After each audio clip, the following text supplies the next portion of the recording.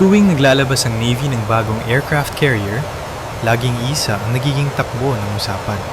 Pinag-uusapan ng mga tao ang laki nito, ang bilis nito, at kung ilang jets ang kasya sa flight deck ng sabay-sabay. Kahanga-hanga ang mga detalyeng ito at magandang tingnan sa mga larawan. Ngunit, hindi ito ang dahilan kung bakit nananalo sa giyera ang mga aircraft carrier. Ang mga aircraft carrier ay hindi nang inyababaw dahil lang sa mabilis silang dumarating. Nang inyababaw sila dahil tumatangi silang bumagal sa gitna ng labanan.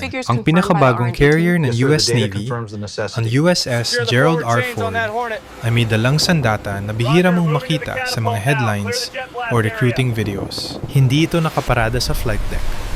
Hindi ito kumikinang, nagpapaputok o naglulunsad ng anumang dramatiko sa langit. Maaari mong panuurin ang operasyon ng barko sa buong maghapon at hindi mo ito mapapansin. Ngunit kapag naintindihan mo na ito, magbabago ang tingin mo sa modern naval warfare. Una sa lahat, dapat mong malaman na hindi mura ang paggawa sa Ford-class carrier. Ang barko mismo ay karaniwang nagkakahalaga ng humigit kumulang $13 bilyong. At kung isasama mo ang research, development, at integration, ang kabuuang bill ay tataas pa ng ilang bilyong dollar. Ngunit ang madalas makalimutan sa argumentong ito ay kung para saan ba talaga nagbabayad ang Navy. Ang barko ay hindi itinayo para maging mas malaki lamang kaysa sa mga sinundan nito. Itinayo ito upang kumilos ng kakaiba kaysa sa kanila. Ang totoo, gaano man kalakas tingnan ng mga aircraft carrier, ang kanilang effectiveness ay laging limitado ng isang bagay na hindi kasing dramatiko ng enemy missiles o masamang panahon. Sila ay limitado ng oras. Bawat jet na lumilipad ay kailangang bumalik. Bawat jet na lumalapag ay kailangang i-refuel, rearmed, i-inspection, repositioned, at muling ilunsad.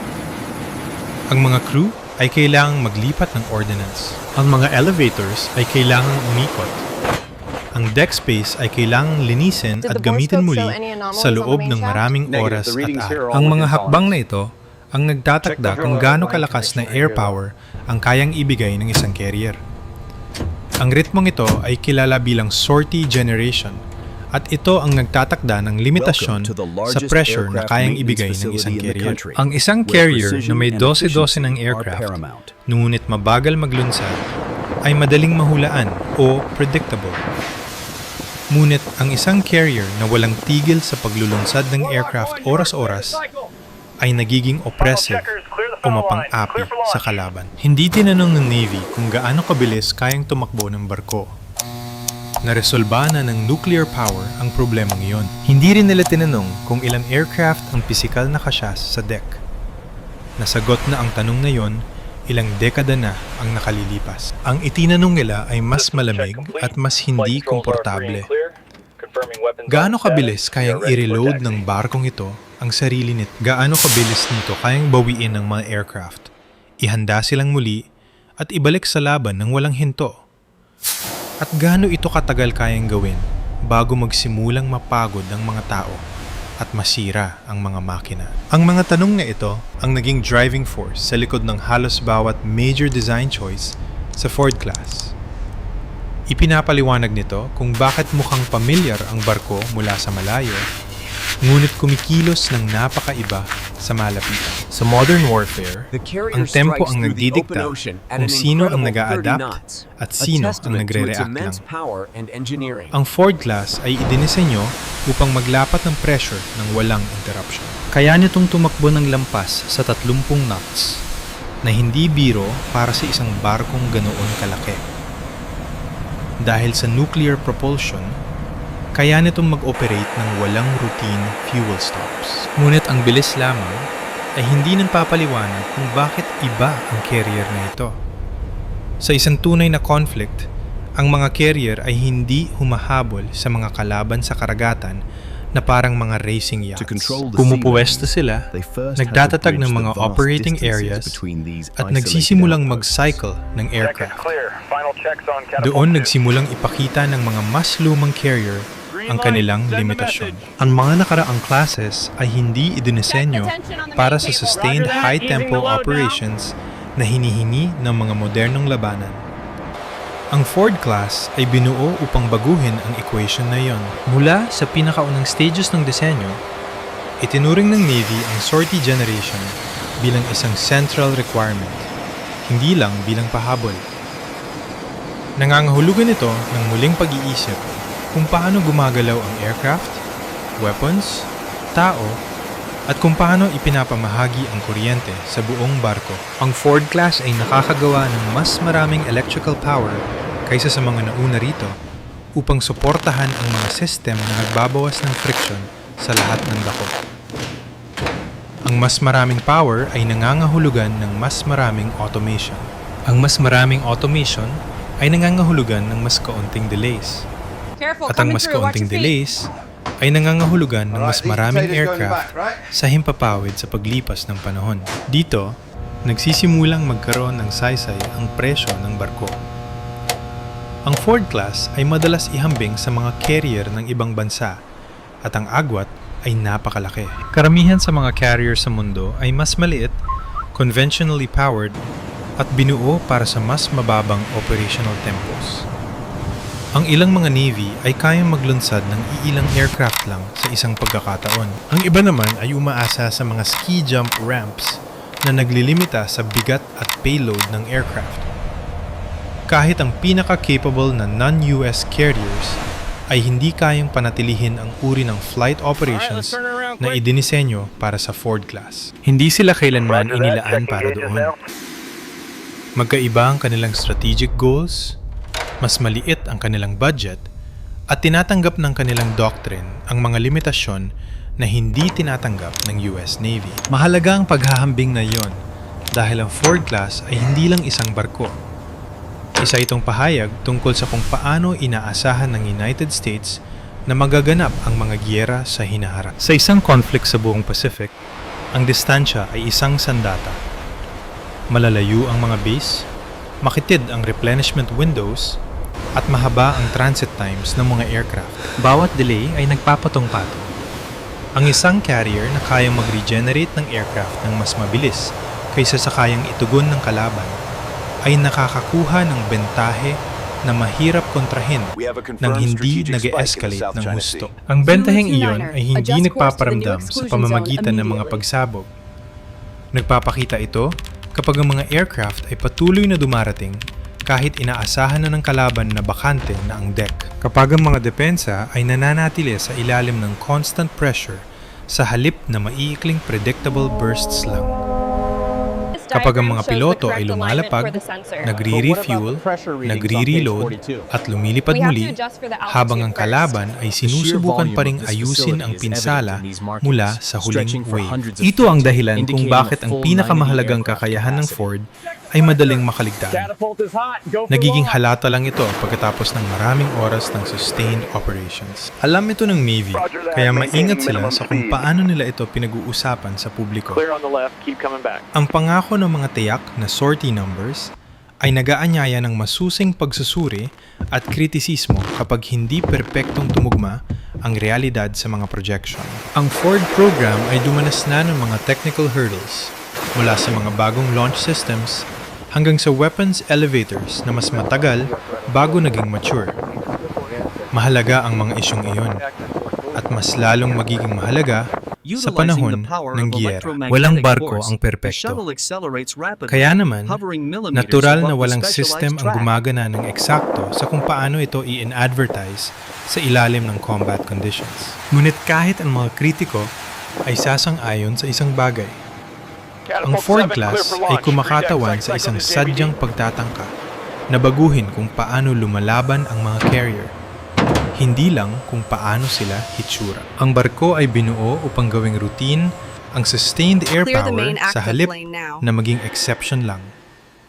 At ang pagbabagong iyon ay may mga kahihinatnan na umaabot pa sa labas ng deck.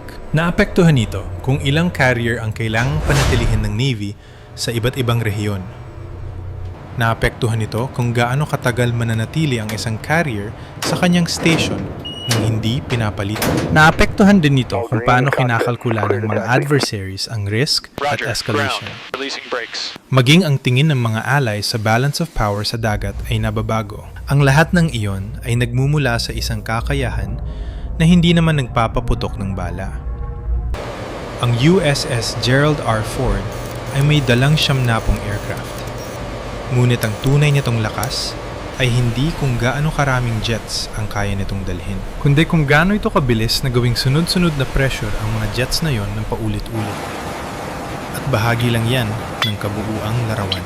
Bawat carrier, gaano man ito ka-advanced, ay nakadepende sa kung gaano ka-efficient ang paggalaw ng mga tao, fuel, weapons, at aircraft sa loob ng isang masikip na espasyo. Ang flight deck ay maaring magmukhang malaki, ngunit sa totoo lang, isa ito sa pinaka-congested na workplaces sa mundo. Bawat galaw ay kailangang planado dahil ang pagkakamali ay katumbas ng oras. Sa mga lumang carrier, ang mga bottlenecks na ito ay tinatanggap na bilang bahagi ng operasyon. Ang mga steam catapults ang nadidikta ng launch timing.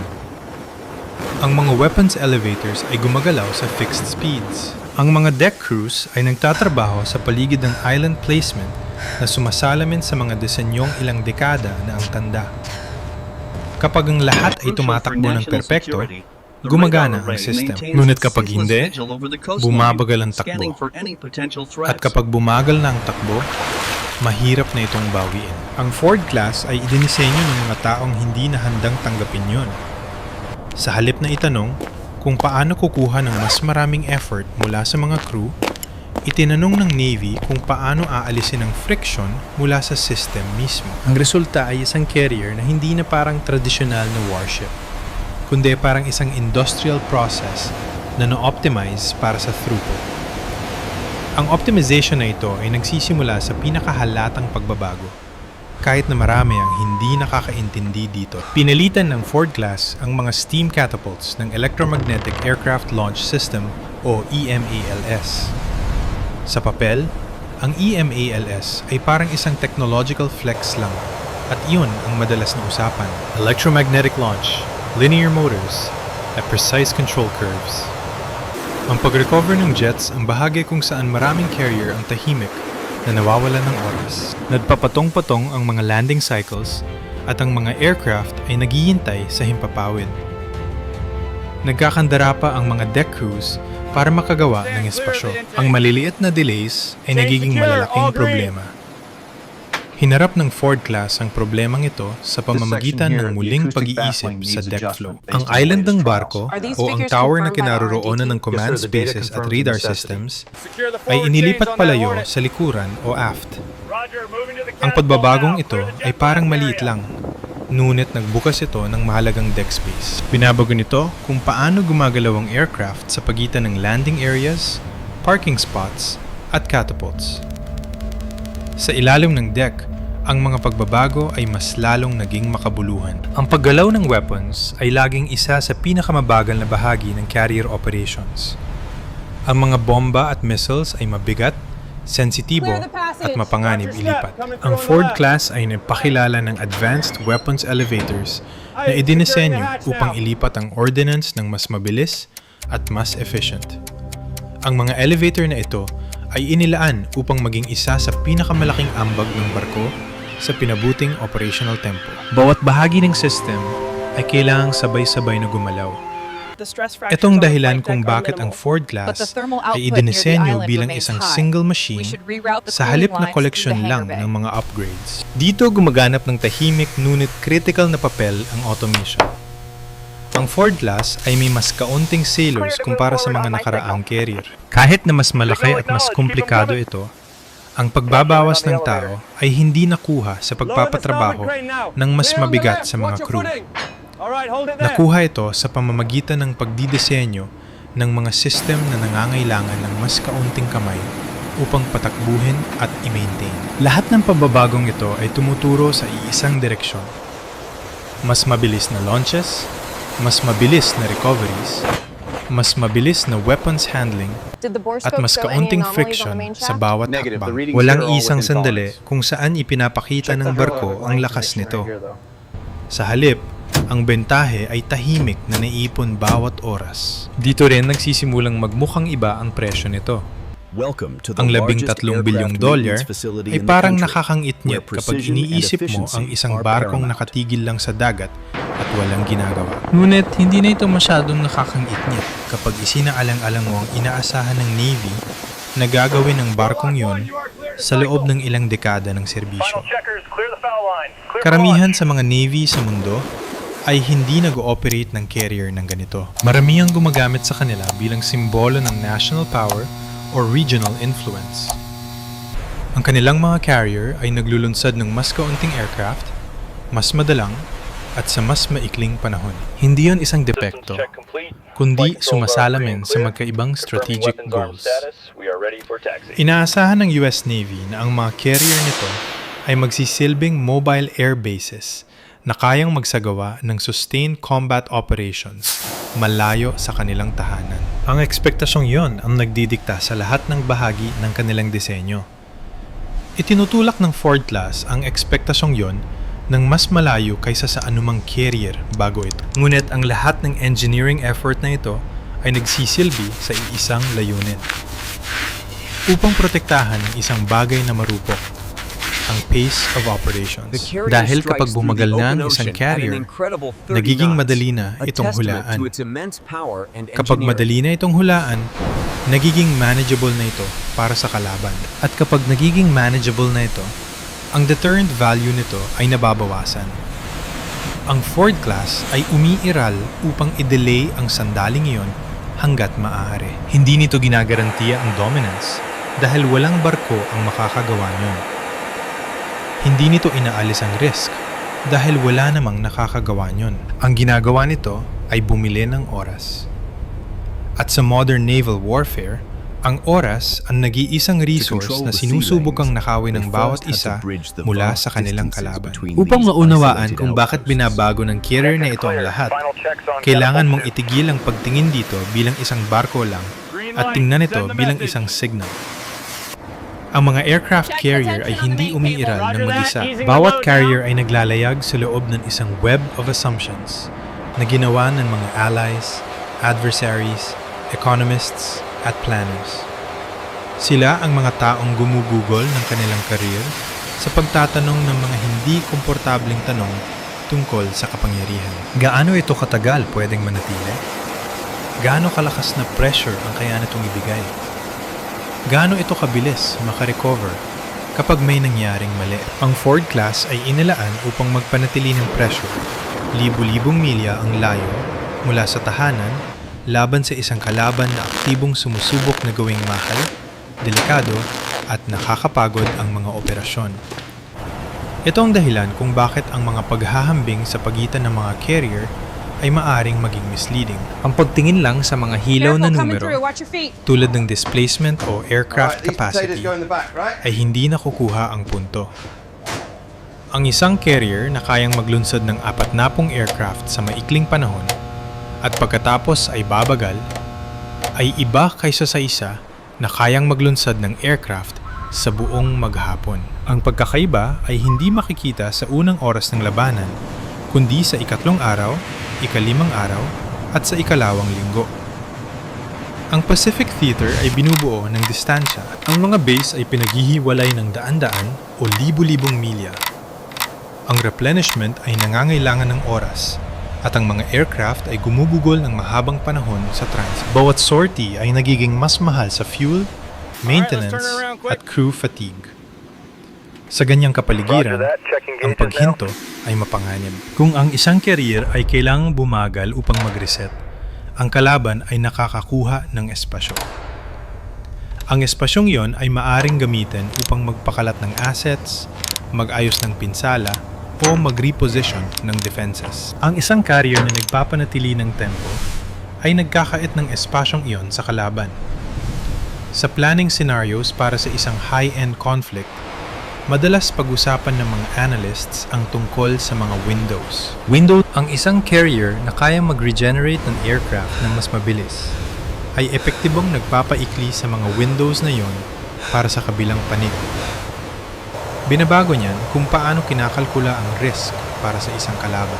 Ang tanong ay, kung kaya ba nilang tanggapin ang sustained pressure ng walang oras para mag-regroup. Zulu 29er, adjust Ito ay course mas to the new mahirap na exclusion problema zone immediately. kaysa sa pagharap sa maikling bursts ng matinding aktibidad na sinusundan ng katahimikan. Ito ang dahilan kung bakit ang Ford class ay nakakuha ng napakaraming atensyon mula sa mga planners na nakatuon sa China.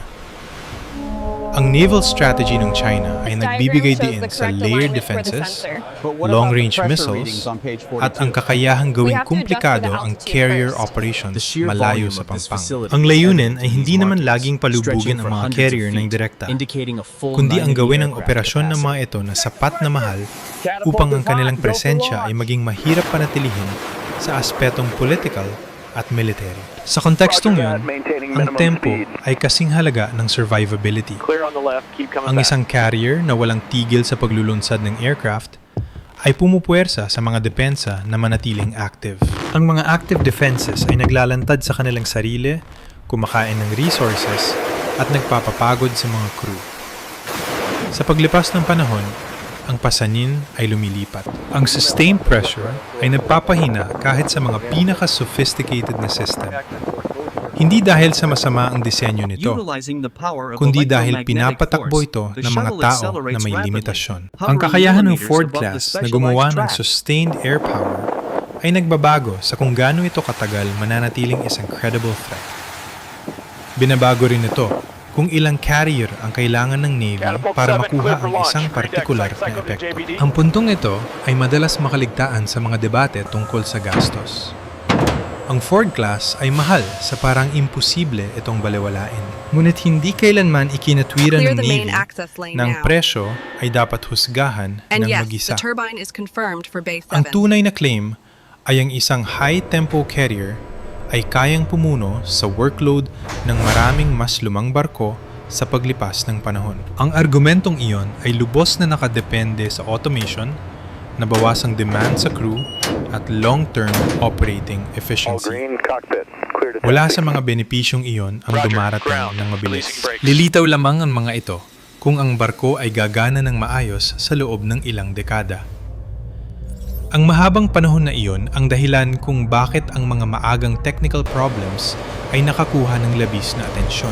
At ito rin ang dahilan kung bakit ang mga foreign navies ay matamang nagmamasid kung mabubunga ba ang sugal na ito. Ang mga bansang nagpapatakbo o nagpaplanong magpatakbo ng mga carrier ay tumitingin sa Ford class bilang sulyap sa kung saan maaring pumunta ang carrier design sa susunod. Ang isang carrier na kayang magpanatili ng mataas na operational tempo ay nagbabawas ng pangangailangan para sa escalation upang makamit ang mga layunin.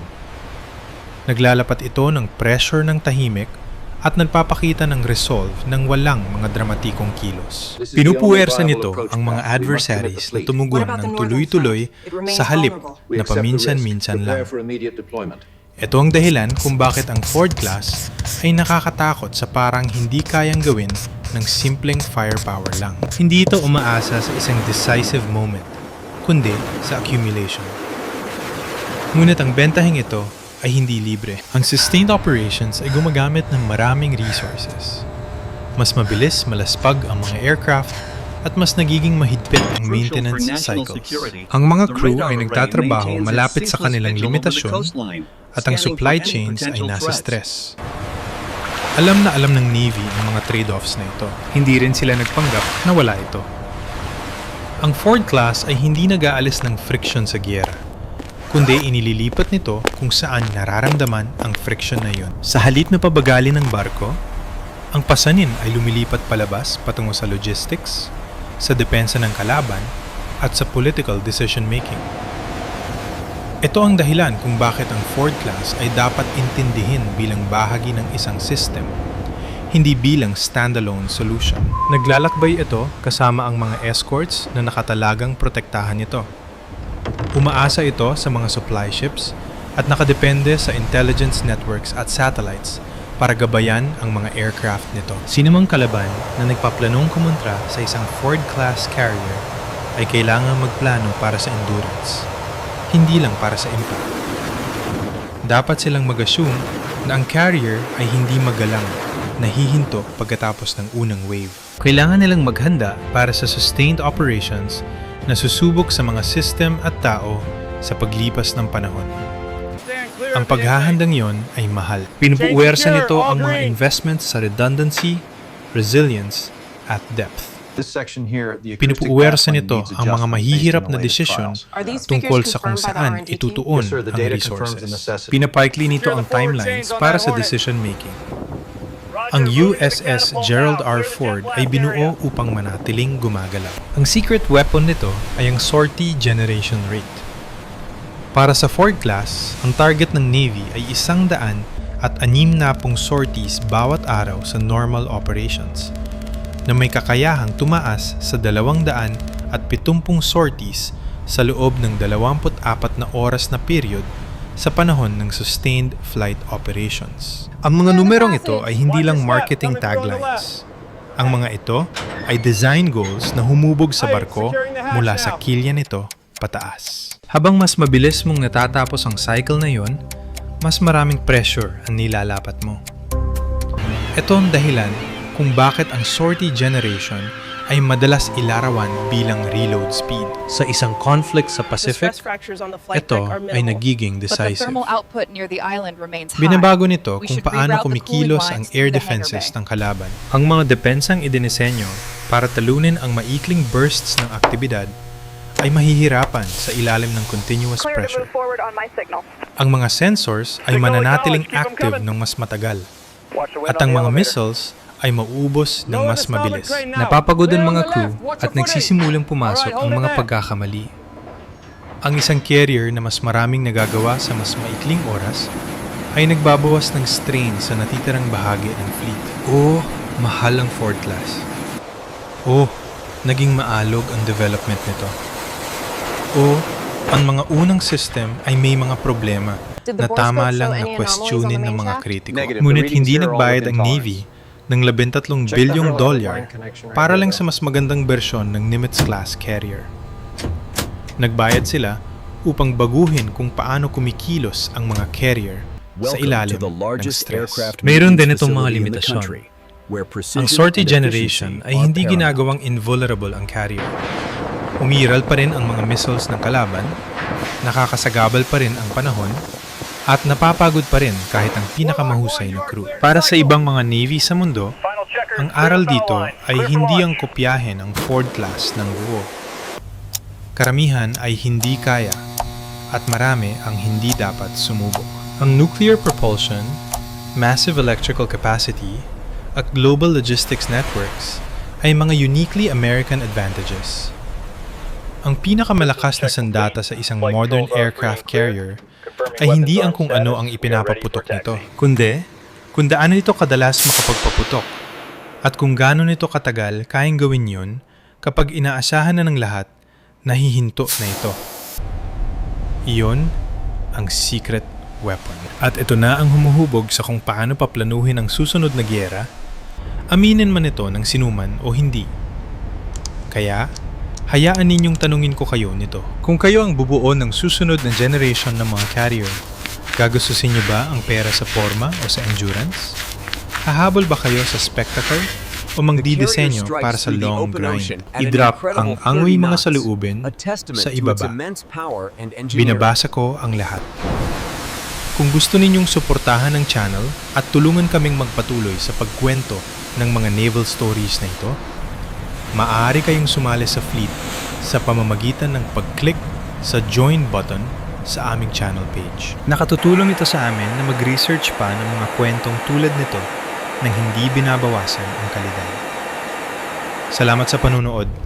Magkakaroon pa kami ng mga ganitong content sa lalong madaling panahon. Magkita-kita tayo sa susunod.